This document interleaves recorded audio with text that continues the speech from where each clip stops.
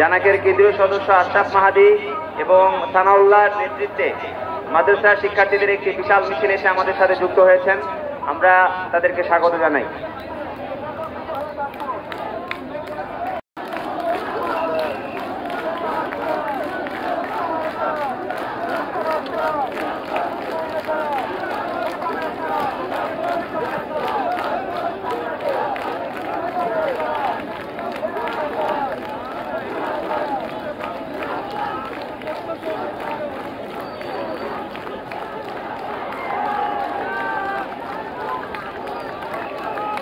তারেক রেজার নেতৃত্বে ঝিনাইদহ থেকে একটি বিশাল মিছিল আমাদের সভাস্থলে প্রবেশ করেছে।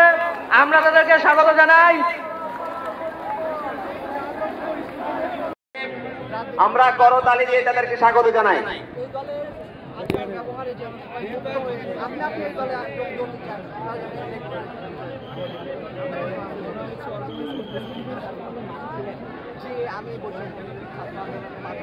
ফয়সাল মাহমুদ শান্তর নেতৃত্বে সাভার থেকে একটি মিছিল আমাদের আজকের এই প্রোগ্রামে এসে যুক্ত হয়েছে।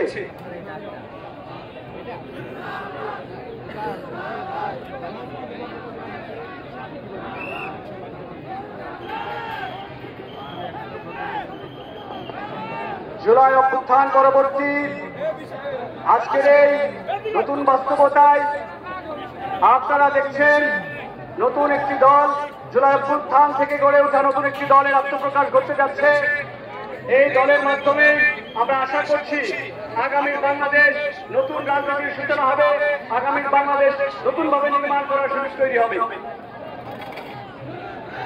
এই মুহূর্তে গুলশান জোন থেকে একটি মিছিল আমাদের এই আজকের সমাবেশে এসে যুক্ত হয়েছে।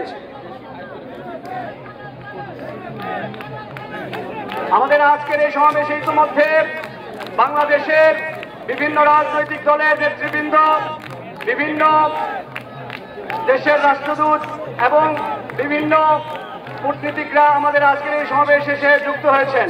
তাদেরকে স্বাগত জানাই।